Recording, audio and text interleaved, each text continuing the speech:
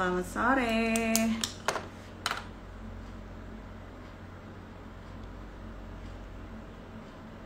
Nah, jadi sore ini Conwood akan IG live bareng sama Mas Toat Fauzi, yaitu prinsipal dari Joso Architect. Nah, nanti sebentar lagi aku akan invite Mas Toat. Tapi sebelumnya aku mau ketik untuk judulnya dulu ya sebentar. Jadi sore ini kita akan ada IG Live Architect Sharing bersama dengan Mas Toat Fauzi dari Joso Architect. Nah, ini kayaknya Mas Toatnya udah ada. Aku coba invite dulu ya.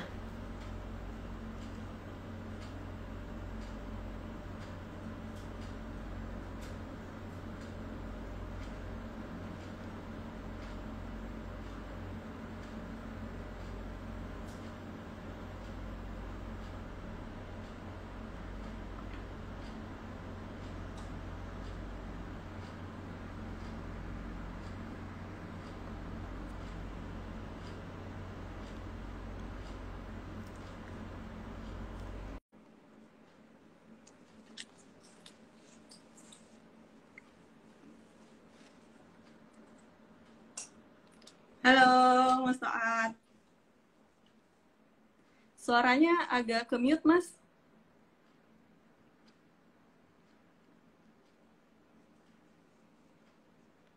Ini kalau lagi Zoom meeting masih di mute suaranya. Tes.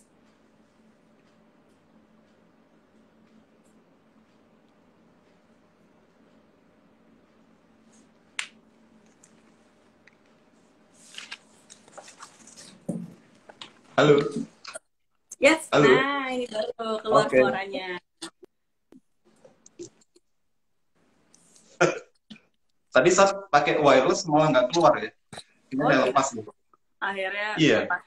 Tapi aman kok Mas, malah lebih jelas suaranya. Oke, sip. Lagi Sehat, Mbak?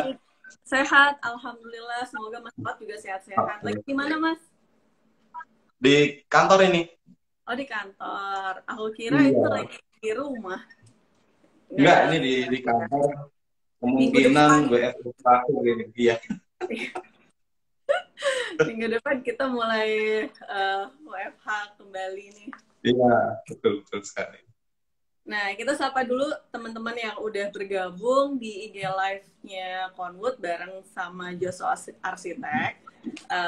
Kita ngobrol-ngobrol, dengerin sharing-sharing dari Mas Toat, yaitu prinsipal dari Joso Architect. Nah, nanti ada apa aja, nanti kita akan dengerin gimana karir awalnya Mas Toat, terus sampai akhirnya buka Joso Architect, terus juga kita dengerin sharing dari projectnya beliau yang saat ini masih ongoing progress, yaitu Masjid At-Taufik di Lenteng Agung ya. Ntar aku showing gambar-gambarnya. Aku pasang posternya dulu ya. Ini kayaknya, ya. Oke, nah Mas Toat, sekarang kan nih minggu depan kita udah mulai WFH lagi. Iya, jadi benar. Kayak bisa dibilang kita flashback balik kayak waktu bulan April, Mei lagi gitu ya. Nah, mungkin aku pengen tanya-tanya sebelum kita ngenalin tentang perjalanannya Mas Toat. Jadi waktu 3 bulan yang lalu pada saat mulai WFH total gitu ya, itu istilahnya gimana tips and triknya supaya Mas Toat ini bisa tetap berkarya dari rumah gitu. Yang dilakuin apa awal-awal? Oke. Sebenarnya berat ya, situasi yang berat tentunya buat semuanya, semua bidang, semua profesi itu, baik yang butuh kantor atau mungkin yang di jalanan gitu. Dengan adanya pandemi ini pasti memang yang berat, apalagi di bidang properti, konstruksi dan desainer gitu, kayak kita lah. Itu berat. Cuman memang mau nggak mau mulai dari Maret sampai bahkan sampai kita baru baru ada WFO lagi itu di sekitaran Juli kalau nggak salah. Itu pun sampai sekarang masih yang seminggu hanya 2 sampai 3 kali masuk gitu. Jadi memang di awal full kita work from home, semuanya di handle remote gitu. Kita akrab sekali dengan Zoom, hampir tiap hari pasti nge-Zoom, baik dengan internal Joso atau juga dengan klien atau juga dengan stakeholder yang lain ya, misalnya untuk supplier, untuk kontraktor dan sebagainya. Jadi kondisinya memang kayak dipaksakan kita harus terbiasa dengan kondisi seperti ini. Dan akhirnya juga terbiasa ya jadinya ya. Bahkan hal seperti ini hampir tiap hari, gak hanya sekedar untuk meeting, tapi webinar, atau kita sekedar mencari ilmu, berbagi ilmu dan sebagainya, semuanya lewat ini gitu. Cuman memang pada akhirnya tetap tidak bisa seperti kita ketemu langsung ya. Feel-nya itu kurang gitu lah. Bagaimana kalau arsitek yang misalnya kita mendesain harus datang ke lokasi, sekarang hanya lewat video merasakan itu sungguh sangat berbeda gitu. Iya, hanya di videoin sama klien, suruh mendesain di tempat yang kita nggak pernah di situ, itu kayaknya rasanya agak-agak berbeda gitu. Dan juga ketika hal-hal yang lain, misalnya negosiasi gitu ya, kita mau proyek baru gitu, negosiasinya begini kan kayak gimana gitu. Kalau ketemu langsung kan kita bisa merasakan feel-nya klien nih, oh dia kayaknya setuju nih turun, oh kayaknya setuju naik nih gitu kan, agak-agak berbeda gitu. Jadi memang harus dibiasakan dan semakin kesini makin jadinya makin biasa gitu sih Mbak efek-efeknya.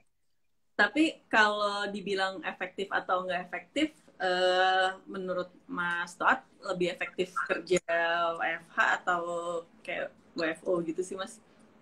Yes, udah pastinya WFO ya, secara mutlak gitu, absolut gitu.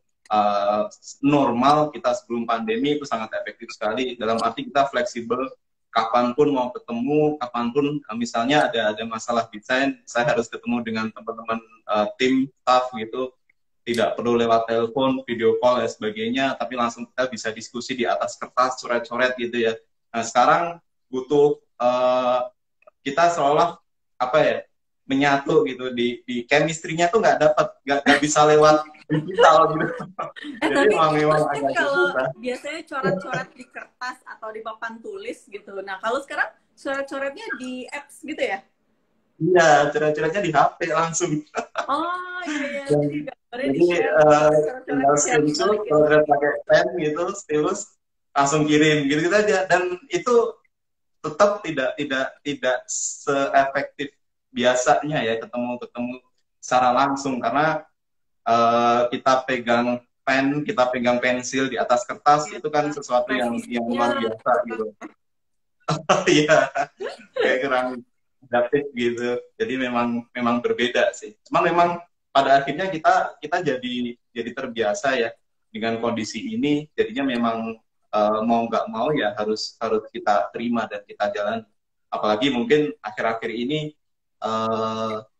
kondisinya tidak semakin membaik, tapi sepertinya semakin parah. Mau nggak mau juga harus diterima, dan terburuknya kita nggak tahu sampai kapan. Iya betul. Tapi ya aku setuju sih apa tadi Mas Toat bilang gitu ya. Kita ikutin aja dulu. Kita sudah semakin baik dalam menyesuaikan dan mudah-mudahan pandemi ini atau virus ini cepat berakhir ya, dan mudah-mudahan teman-teman dari Joso Arsitek dan yang nonton sore ini itu selalu dalam keadaan sehat. Amin. Amin, betul sekali. Nah, aku sekarang mau ngajak untuk ngobrol-ngobrol agak flashback dikit nih tentang perjalanan karir dari Mas Toat. Karena kita dari Kono tuh penasaran gitu, maksudnya sekarang nih udah bisa dibilang proyek-proyeknya Joso tuh sudah bukan lagi ya yang menghandle yang rumah-rumahnya aja, tapi juga bisa dibilang banyak proyek-proyek besar yang bisa dimenangkan oleh Joso Arsitek. Terakhir, aku mau mengucapkan selamat kepada tim Joso Arsitek, khususnya Mas Toat, karena menang design competition untuk office towernya Bang Aceh ya Pak, ya Mas ya. Iya, Ya, betul. congratulations, selamat. Nah, jadi sekarang kan perjalanan karirnya sudah semakin eh, istilah bisa dibilang semakin tinggi gitu ya, dimana ada peribahasa bilang semakin tinggi kedudukan semakin kencang juga anginnya gitu. Nah, aku tuh mau penasaran, pengen dengar ceritanya gimana sih awal karirnya Mas Toat gitu pada saat Mas Toat masih dalam kuliah. Kuliah tuh di mana sih Mas? Oke, saya di UNS Universitas 11 Maret Solo, Mbak. 11 Maret Solo ya, benar-benar. Iya, betul. Tahun berapa tuh Nah, lulusnya? jadi ceritanya begini, menarik juga sih. Jadi Joso itu bukan bukan saya sendiri ya. Ya. Awalnya kita foundernya itu bertiga.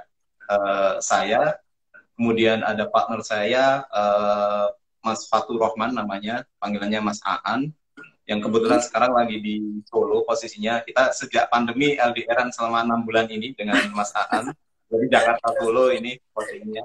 Jangan Dan yang selingkuh ya Mas ketiga, ya kalau lagi LDRan ya Mas. ya aman, untungnya aman. Masing-masing bisa jaga diri. Terus yang ketiga, kebetulan akhir 2000, bukan kebetulan sih, takdir Tuhan ya, akhir Ya. 2018 almarhum meninggal gitu. Oh, Jadi innalillahi. uh, mungkin hampir 2 tahun ya dari sekarang. Jadi sekarang prinsipal tinggal berdua, saya sama Mas Aan. Kita bertiga ini sama-sama kuliah di UNS, satu angkatan, Oh, satu sering main bareng gitu ya, chemistry-nya sudah sangat dapat gitu dari kita mahasiswa. Dari awal kita sering proyek bareng kecil-kecilan, terus sering ikut sayembara memang mulai dari semester 4 semester 5 dan beberapa kali juga juga menang. Jadi chemistry-nya emang dapatnya dari situ gitu. Dan ada cerita menarik sedikit, ketika kita mau lulus ya, biasa kita kan sharing bareng gitu di kampus. Saya ingat banget bertiga itu waktu itu masih zamannya kita menulis mimpi di kertas gitu ya. oh, Kita bertiga oke. masing-masing ya, kita masing-masing nulis gitu di kertas. Salah satunya uh, di umur suatu saat nanti di umur 26 tahun kita harus punya konsultan arsitek sendiri nih bertiga gitu. Salah satunya itu. Saya ingat banget.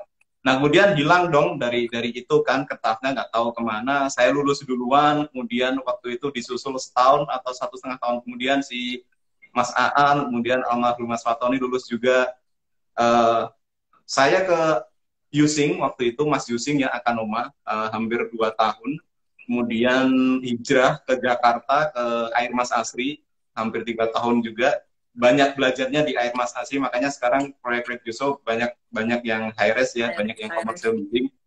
Dan pada akhirnya ada satu challenge, ada satu kesempatan, proyek ada, kemudian secara legal Joso sudah kebentuk, kantor kita sudah punya, terus saya kumpulkan lagi tuh bertiga, bro kalian inget nggak, ini gua umur berapa? 26 tahun. Jadi sekitar beberapa tahun yang lalu kita nulis itu, mimpi itu kewujud gitu.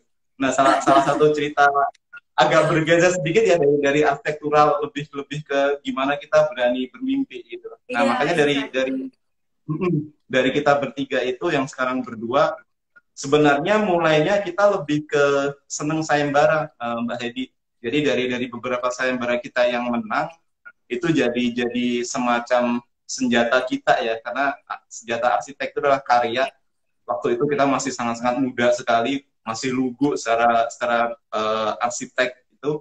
Kita nyari klien, kita ngadep klien, ya yang bisa kita tunjukkan adalah hasil sayembara, dan beberapa juga diapresiasi cukup bagus, sehingga beberapa klien dengan beraninya gitu ya ngasih kita beberapa proyek yang cukup bagus dan menarik. Ya itu sejarah singkat kita awal Joso seperti apa, kurang lebih kayak gitu. Ya, jadi ini dapat pelajaran penting juga nih dari Mas Toat gitu ya. Kalau buat teman-teman yang lain yang mungkin masih belum berani untuk buka biro arsitek sendiri gitu ya, yang penting jangan berhenti bermimpi ya Mas ya. Jadi Yes. walaupun Yeah. istilahnya saat ini sedang pandemi, terus juga saat ini bisa dibilang ekonomi sedang turun gitu ya, tapi jangan berkecil hati dan jangan pernah berhenti bermimpi. Itu pelajaran yang menarik tuh. Nah, betul. Bermimpi dan berusaha ya, exactly. sehingga sampai alam semesta mewujudkan mimpi itu sendiri gitu. Amin. Nah, kalau berarti Joso tuh pertama kali dibuat tuh tahun berapa tuh, Mas?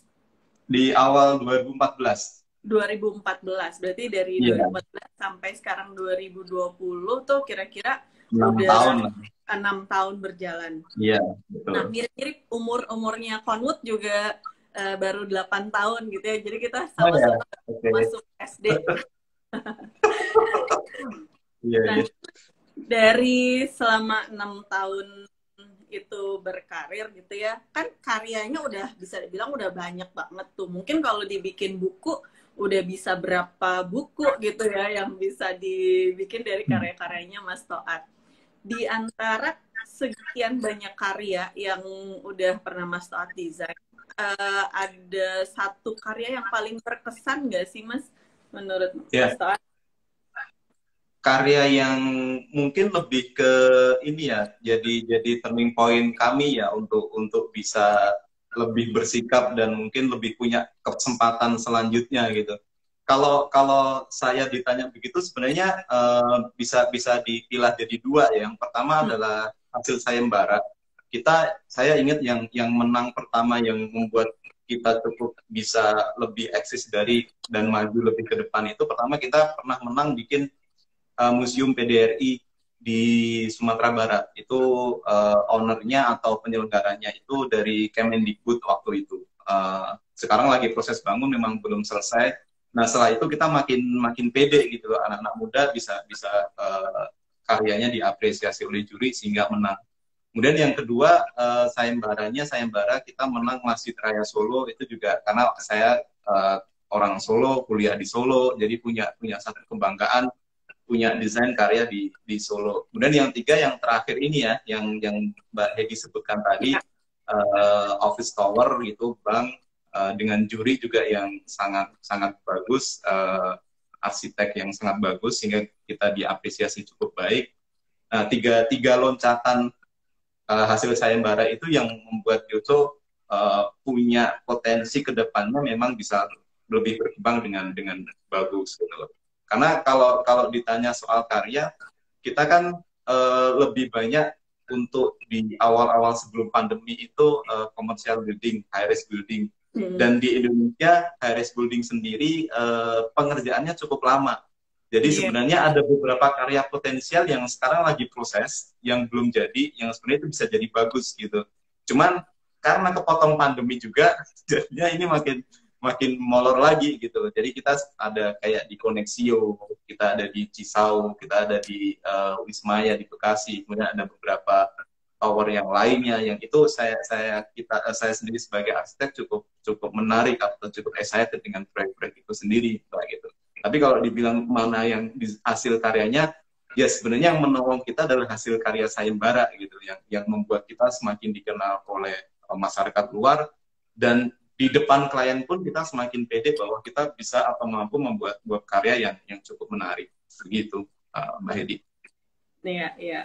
Nah, berarti bisa bilang yang pertama, tadi kan dibagi dua, dan tapi yang untuk sayembara itu adalah karya project untuk museum museum apa tadi PDRI. PDRI. PDR itu PDRI Pemerintah Daerah Republik Indonesia. Iya. pemerintah daerah. Pemerintahan Darurat Republik Oh, Indonesia. darurat. Oh, aku baru Iya, tahu. jadi mengenang Mr. Safrudin yang pada waktu itu Indonesia mau runtuh gitu ya Iya, ceritanya. iya. Tapi kemudian pahlawan kita Mr. Safrudin Iya, tetap benar-benar. mendirikan negara ini. Itu sejarah tuh. Aduh, Begitu. waktu itu kayaknya aku cabut deh pas pelajaran sejarah. Ah, itu cabut sekarang lupa ya. Pura-pura lupa atau pura-pura ke UKS waktu itu deh kalau nggak Iya, salah. iya. Ya. Oke. Nah, tapi kan kalau bisa berarti karya yang paling berkesan itu adalah karya saat design competition. Nah, tapi tuh kenapa sih kok apa kiat-kiatnya? Soalnya kan dari Mas Toat nih nggak cuma sekali gitu ya menang sayembara. Itu tuh udah beberapa kali. Jadi pasti kayak udah ada satu pakemnya atau udah ada satu satu satu style yang eh, selalu jadi panduan Mas Toat dalam ngikutin sayembara supaya menang gitu? Atau boleh nggak di-share? Ya, sebenarnya dari tiap-tiap sayembara punya cara yang berbeda ya. Jadi sebenarnya tidak ada cara khusus, benar-benar khusus kalau pakai strategi ini bakalan menang itu enggak. Karena masing-masing punya problem, kemudian potensi, kemudian apapun itu yang berbeda gitu. Jadi tapi ada yang harus kita lakukan dari pengalaman saya mengikuti sayembara. Jelas yang pertama namanya juga sayembara ya, kita harus mendesain yang out of box lah, tidak standar. Kita memberikan satu karya yang lebih berbeda, mungkin yang lebih unik atau menyelesaikan masalah di situ, atau yang memang juga memberikan solusi yang paling baik gitu. Itu yang pertama.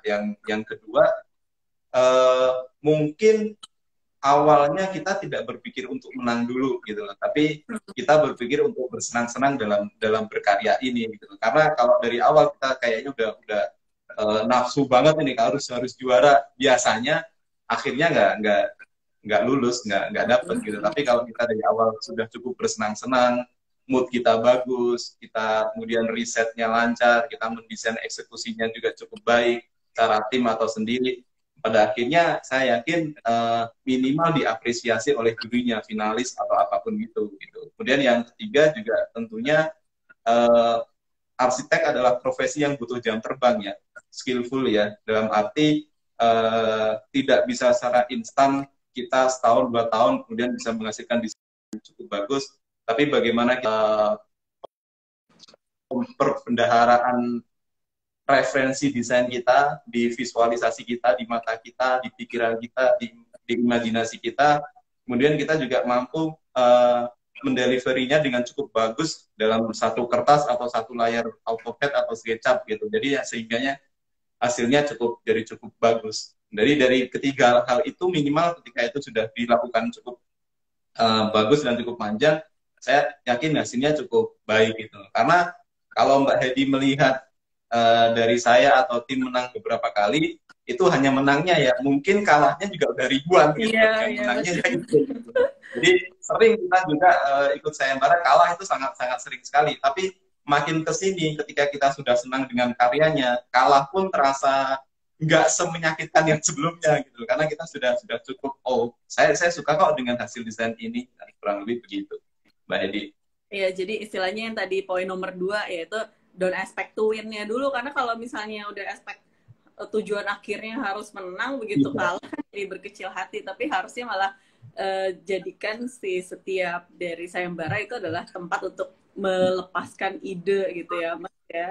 Iya, betul, setuju ya. Nah, terus lanjut lagi, kalau misalnya ditanya waktu karya pertamanya Mas Joso tuh apa sih, waktu kan biasanya abis atau sebelum lulus kan arsitek pasti harus ada yang namanya magang gitu kan. Nah, karya pertamanya dari Mas Joso waktu masih magang atau baru Mas itu yang tapi dibangun itu apa tuh Mas?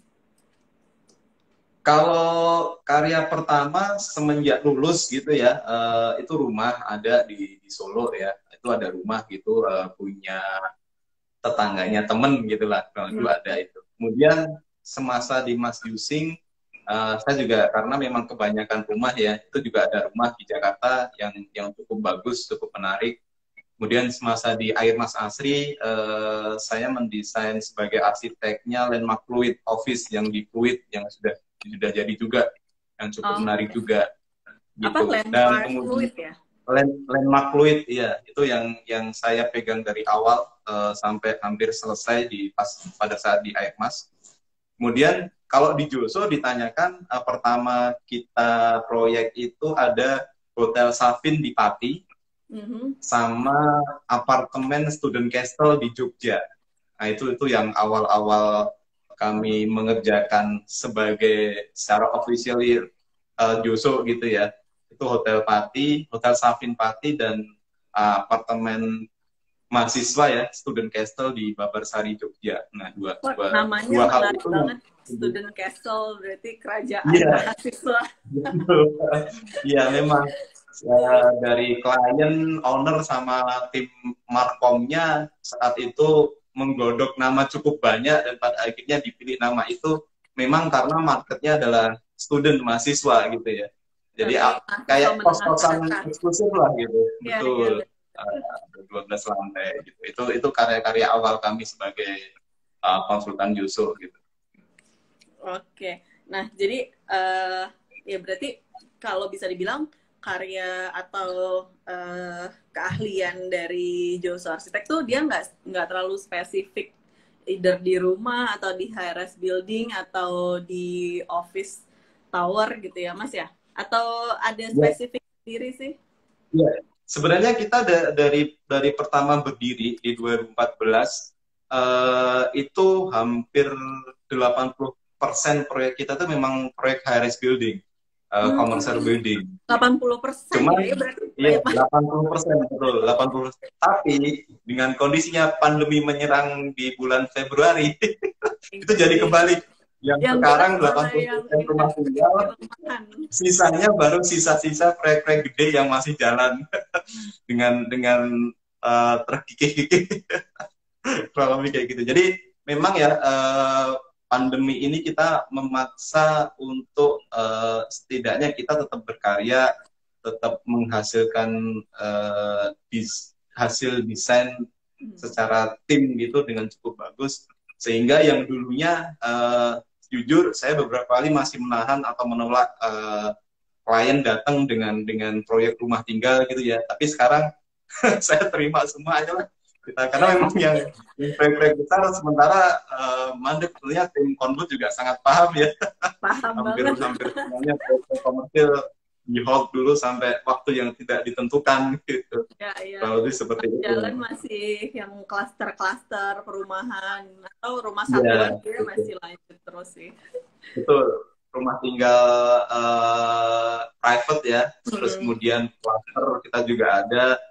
Dan sebenarnya yang apartemen pun kita ada tapi masih dalam proses perencanaan. Jadi belum masuk ke tahap skematik atau design development gitu ya. Memang dari proses perencanaan kita masih ada, tetap kita create sama klien masih tetap join gitu, bahkan meeting mingguan masih terus jalan.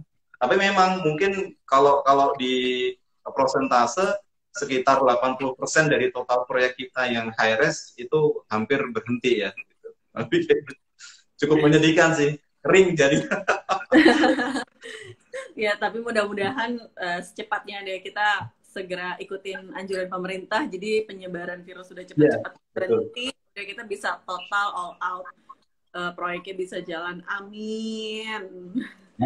Betul sekali Mbak Edi, karena memang mungkin kita yang orang-orang yang kalau saya menyebut punya privilege ya, dalam arti kita bisa tinggal di rumah, kita bisa WFH ya kan. Kita harusnya lebih bisa sadar gitu dari teman-teman kita yang kemungkinan bener-bener di jalan gitu, nyari makan yang nggak bisa di rumah gitu. Dari kita sendiri juga harus sebagai orang yang punya privilege yang misalnya nih kalau kenapa-napa kita bisa tes swab kapanpun gitu ya, daripada teman-teman kita yang nggak beruntung di luar, yang harusnya kita sendiri ya harus lebih sadar gitu. Karena biasanya yang ngumpul-ngumpul di kafe, di tempat hiburan ya kalangan kita gitu yang harusnya lebih sadar biar pandemi ini cepat hilang lah gitu. Ya.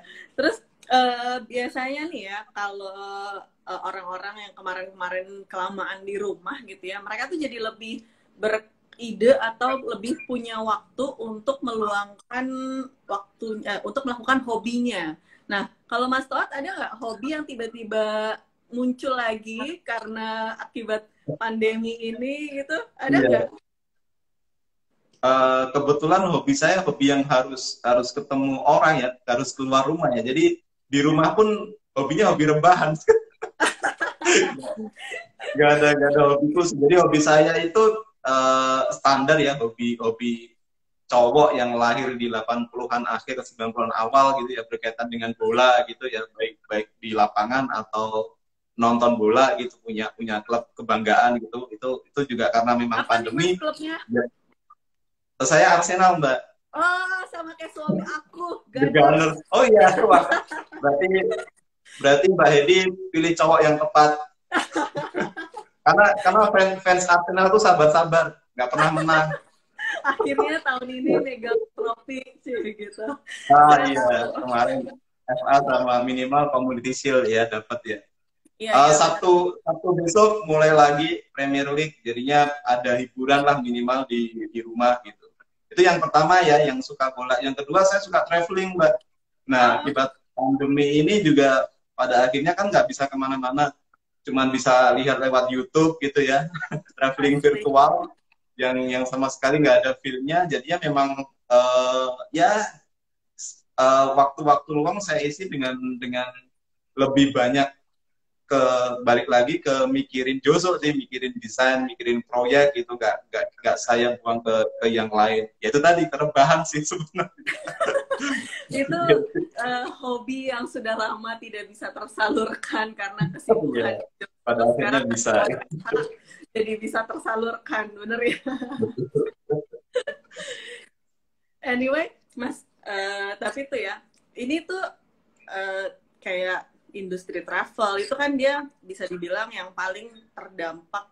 Ada riset bilang kalau misalnya industri yang paling kena dampak adalah industri travel atau tourism Iya, gitu. Itu udah betul. paling utama.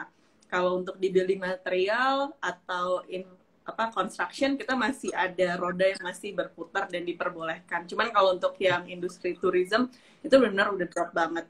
Nah, kalau ditanya, jadi begitu ini pandemi berakhir, kan biasanya sobat travel udah punya langsung wishlist mau kemana. Nah, Mas Iya, Toat mau iya.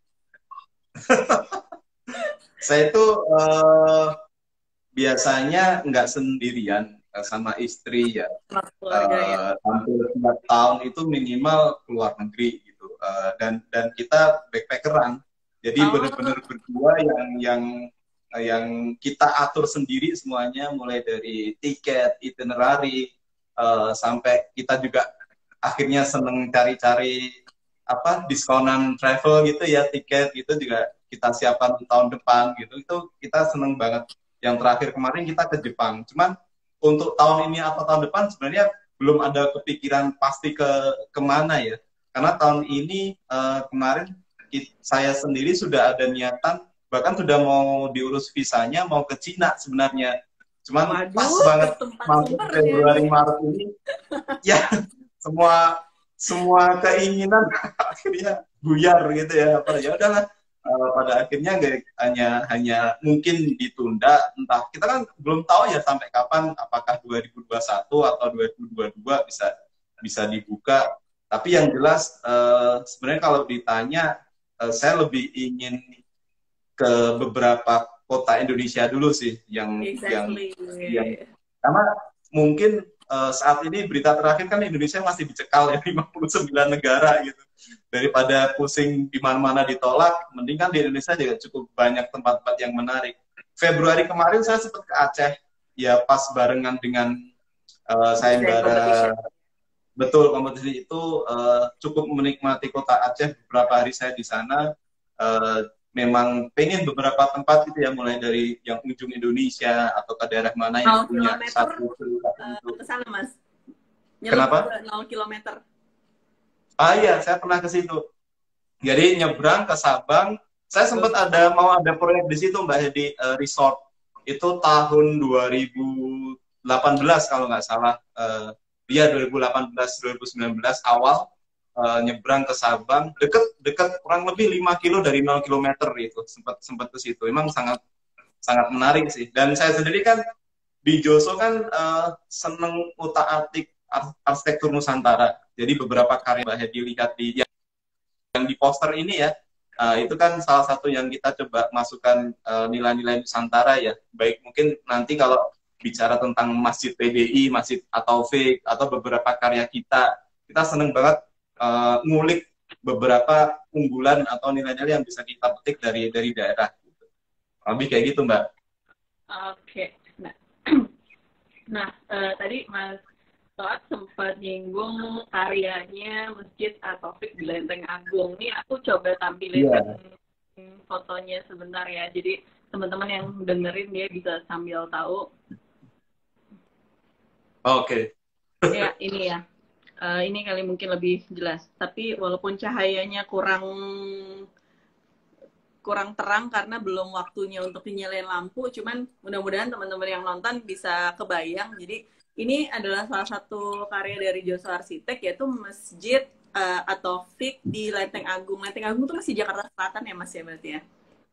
Masih Jakarta. Dekatnya Depok ya, perbatasan. Itu berpapasan sama rumah aku kan di Depok tuh, jadi setiap mau ke Jakarta sebenarnya pasti lewatin yang namanya Lenteng Agung itu. Ini kalau exactly-nya di mananya sih Mas? Ini posisinya karena memang masjid kantor DPP-nya PDI ya, ini tepat di depannya kantor PDI Mbak. Seberangnya itu di depan kantornya itu, jadi ada lahan sekitar 3.000 meter persegi. Kurang lebih disitulah bangunan ini berdiri gitu. Jadi kalau itu kan ada 2 jalur ya, bisa lewat yang depannya ini atau bisa lewat yang di belakang ini. Jadi ini punya 2 muka sebenarnya bangunan ini, Mbak. Oh gitu, jadi dia depan belakang istilahnya bisa jadi akses orang masuk dia Mas ya? Iya, betul. Karena kalau memang ini dia kalau yang gambar yang lagi ditampilin ini dia di bagian jalan yang di mana tuh? Atau ini bagian di depan kayak gini? Bukan, yang belakang ya sama-sama segitiga tapi agak berbeda. Kalau yang ini kan dia punya extend teras ya, tangga ya, yang untuk area publik komunal. Cuman yang di belakang itu dia lebih masuk, jadi bangunan matching segitiganya yang lebih menonjol kalau yang di belakang gitu. Posisi ini yang dari depan ini Mbak, ini di depan kantornya PDI PAS kalau yang sekarang yang di foto ini. Nah, begitu ngelihat gambar ini, aku langsung tercermin, maksudnya yang ada di kepala aku tuh langsung rasanya pengen nanyain ke arsiteknya langsung. Nah kebetulan aku punya punya kesempatan untuk nanya ke arsiteknya langsung, kok bentuknya segitiga? Kenapa bentuknya segitiga gitu, dan nggak ada kubahnya sama sekali? Jadi itu pasti juga pertanyaan yang umum banyak ditanyain. Gimana Mas? Betul. Memang itu hampir semua teman-teman yang kenal saya yang memang belum tahu desain sebelumnya pasti nanya gitu, yakinnya segitiga? Kan sempat viral nih masjid segitiga gitu kan. Exactly. Entah konspirasi atau apapun itu gitu. Jadi ceritanya begini, waktu itu Bu Mega sebagai ownernya itu, Bu Megawati ya, pengen punya masjid sebagai tribute to almarhum Pak Taufik Kemas.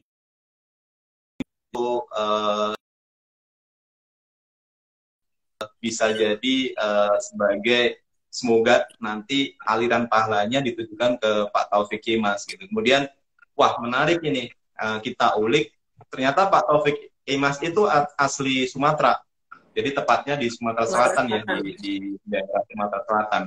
Kemudian kita pikir kenapa sih masjid harus kubah?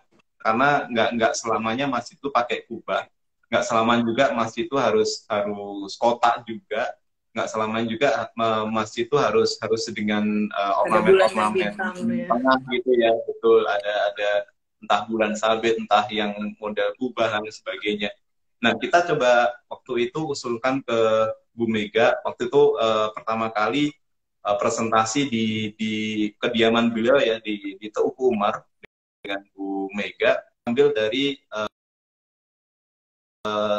unsur arsitektur Nusantara, yaitu di kurang lebih di Sumatera gitu ya, dengan bentukan seperti ini memang sengaja agar konteks lokalnya dapat gitu loh, sebagai bagian dari ini loh tribute to Pak Taufik Kemas gitu kan. Dan ternyata tanggapan dari Bu Mega dan timnya waktu itu sangat excited gitu ya, sangat senang, oh masjid bisa dibentuk sesuatu yang unik ya, yang berbeda.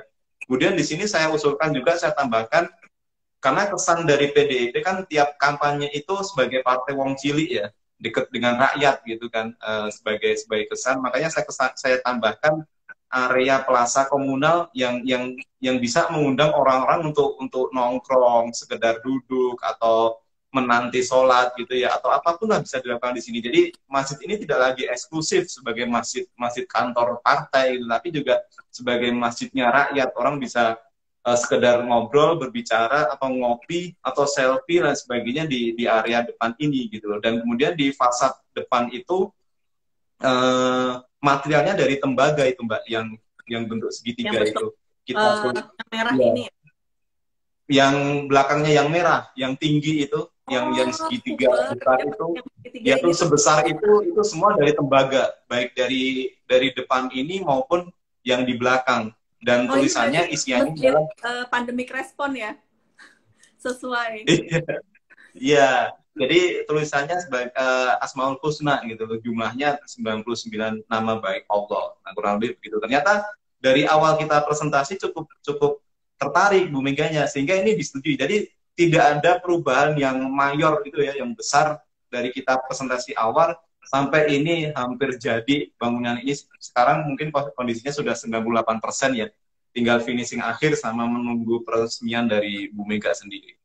Jadi kalau cerita-cerita memang sangat menarik. Dan ini sebenarnya kami presentasi itu sudah di tahun 2017 akhir. Jadi jauh sebelum adanya viral masjid-masjid konspirasi ya. Jadi kalau dikaitkan dengan itu sebenarnya nggak ada lah hubungan-hubungan kayak gitu. Semuanya ini idenya clear dari daerah rumah adat di Sumatera Selatan sana ternyata idenya. Iya, kurang lebih kita. Juga ternyata sih dari material yang dipilih pun juga pandemic respon, karena sekarang kan ada material Cooper sendiri itu kan lagi tren juga karena dia bisa cepat menghilangkan virus gitu. Benar ya? Ini pandemi mudah-mudahan cepat menghilangkan virus dan menghilangkan dosa ya, karena ini fungsinya masjid gitu. Iya, benar. Tapi dan ini menariknya, kita yang di area depan itu juga pakai conwood yang kayu-kayu itu Mbak Edi. Kayu itu ya. Iya, kita pakai panel-panelnya conwood yang memang cocok sih untuk outdoor ya, dan motifnya juga pas kita sesuaikan sesuai dengan desain kita. Nah, aku mau tanya, pada saat dari tim Joso mengajukan, kan ngajuin dari tim Joso yang ngajuin materialnya apa yang akan digunakan untuk pembangunan si masjid ini. Saat ngajukan material nama Conwood tuh ada pertanyaan nggak sih dari user atau dari pemilik proyek gitu? Ini kayu beneran atau bukan gitu? Ada nggak Mas?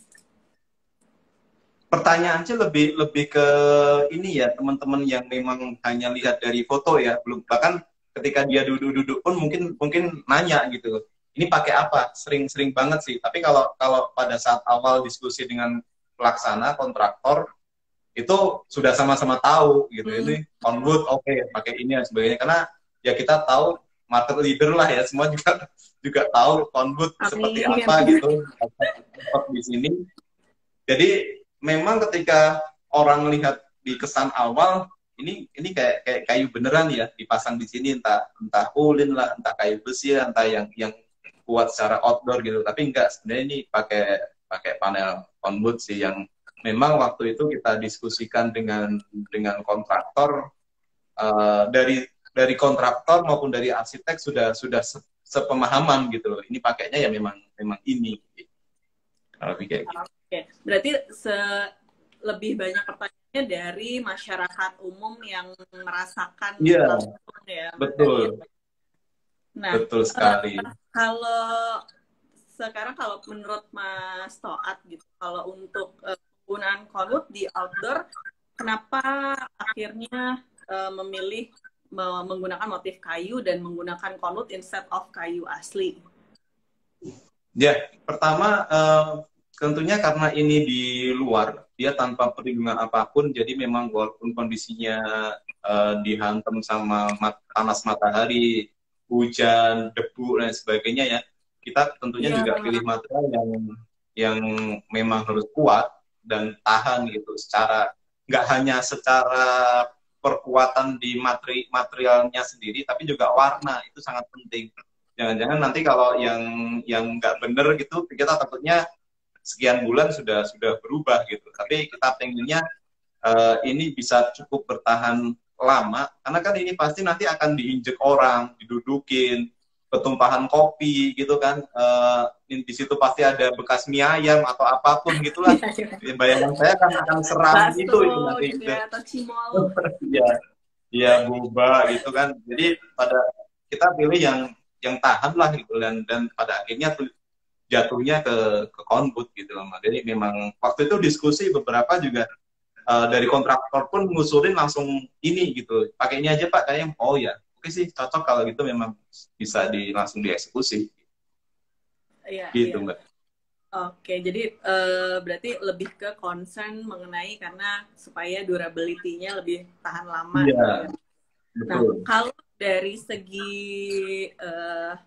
estetikanya nih, kadang estetikanya Konut tuh tergantung dari tangan aplikatornya. Karena kan dari Konut kita keluar dari pabrik tuh masih raw, masih abu-abu. Tapi dibantu sama kreativitas dari aplikatornya. So far gimana Mas yang pemasangan di sini?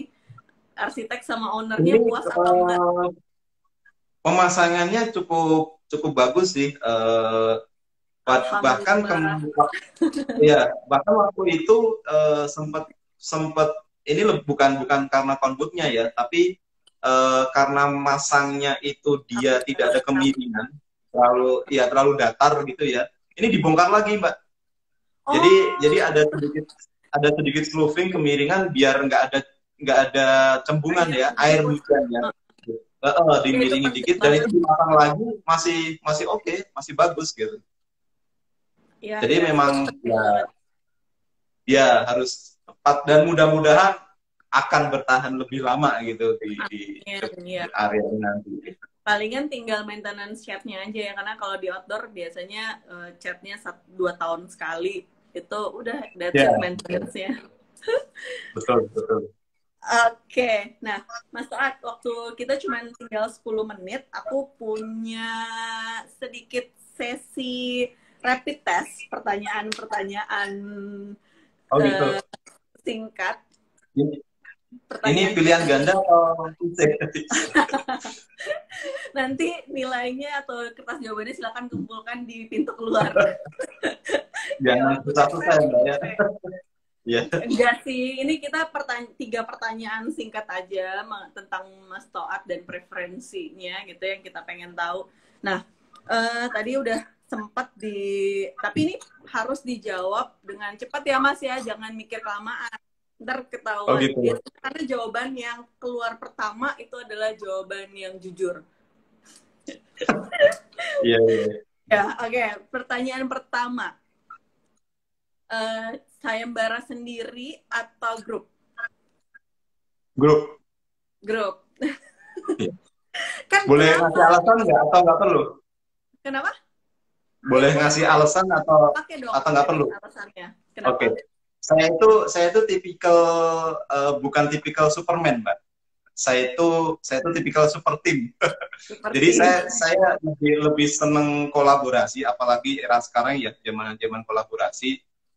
Jadi hampir semua proyek Juso, apapun itu, mau sayembara atau proyek reguler gitu ya, pasti saya kumpulkan dulu tim ini. Kita bahas bareng, diskusi bareng. Tapi nanti tetap keputusan akhir, desain mana yang mau dipakai atau develop seperti apa, tetap keputusannya di prinsipal gitu, saya atau partner saya gitu. Tapi di awal saya lebih seneng untuk diskusi bareng gitu, karena itu nanti munculnya akan banyak sekali dan fresh gitu, lebih kayak gitu. Jadi uh, dengan sangat percaya diri, grup lah tentunya. Oke. Nah, terus pertanyaan kedua. Traveling ke Jepang atau ke Inggris? Inggris. Inggris. Mau naik haji ya, Mas ya? Enggak, di sana saya ke Emirates Stadium lah. Udah belum? Ke London. Udah umroh ke sana belum? Iya, umroh haji dulu ke Emirates Stadium. Asli. Jadi tuh waktu aku juga sempat ke sana sama suami. Ya ampun Mas, sampai kayak suami tuh kayak nangis gitu. Wah, akhirnya umroh ke sini. Apa sih? Waduh, Padahal saya waktu itu ngiri lagi Mbak nggak ada kalau gitu. pertandingan. Saya secara kadar fansnya berarti jauh-jauh di bawah suaminya Mbak Edi.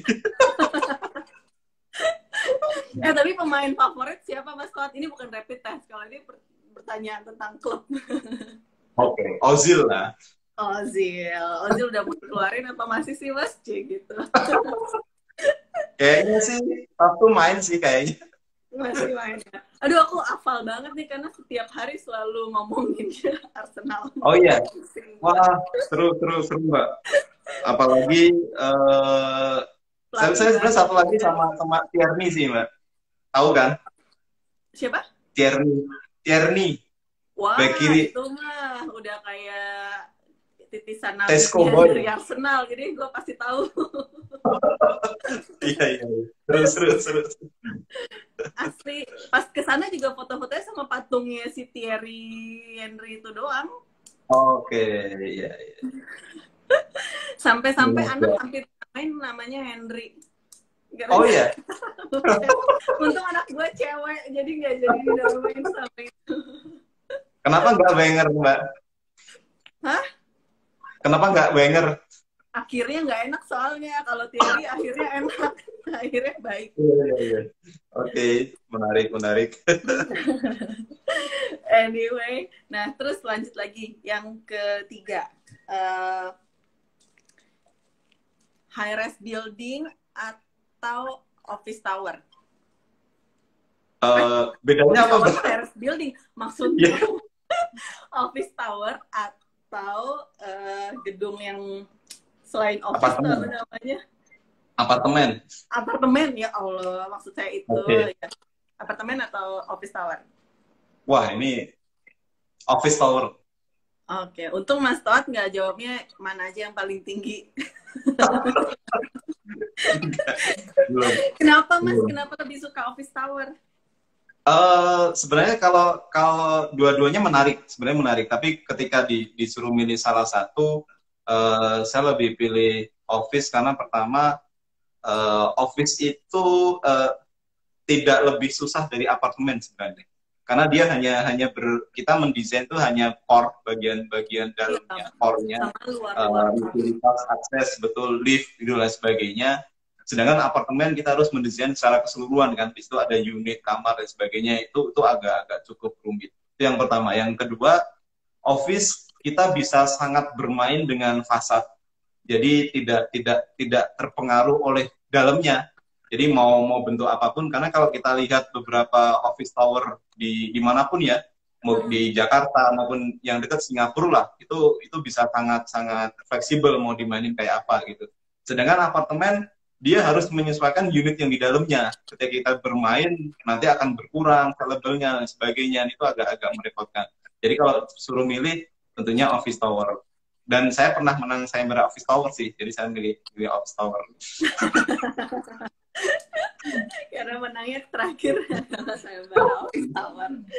Tapi boleh bocoran sedikit nggak sih Mas? Maksudnya waktu menang sayembara kemarin, itu ide office tower seperti apa yang diajukan oleh Mas Toat atau oleh arsitek nih?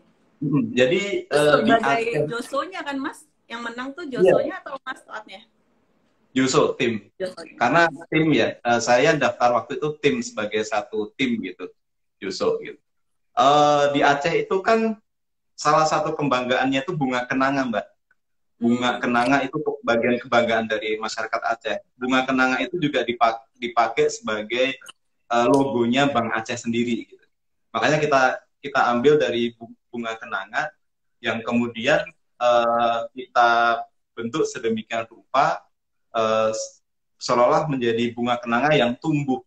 Jadi kalau dilihat di desainnya, judul kami itu Seulanga Timoh. Seulanga itu bunga kenanga, Timoh itu tumbuh. Jadi seolah kayak menyilang tumbuh ke atas begini ya kalau dilihat di desain. Nah itu kita pengennya bangunan ini sebagai trigger ke masyarakat Aceh biar masyarakat itu tahu ke trigger kita bisa kedepannya itu bisa tumbuh bersama untuk mencapai kemakmuran dan kesejahteraan bersama, kurang lebih kayak gitu. dan jadi landmark gitu ya. Jadi orang ketika melihat, oh ini Aceh banget, walaupun memang secara desain modern gitu. Kayak singkatnya seperti itu Mbak Hedi. Oke, menarik banget itu garis besar idenya.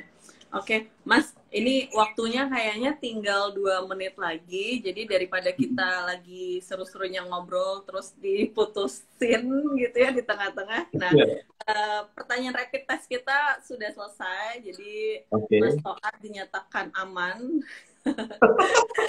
Karena jawaban-jawabannya relate sama yang tadi kita obrolin gitu ya.